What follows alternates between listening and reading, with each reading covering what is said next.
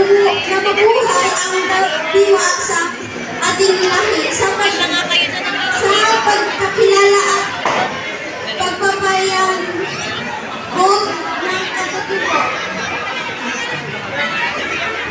Magandang araw sa inyo lahat. Ako po si Carlos A. Romano. Ako po si Carlos A. Romano. Isang kabataang Pilipino. Layunin ko ang aking nika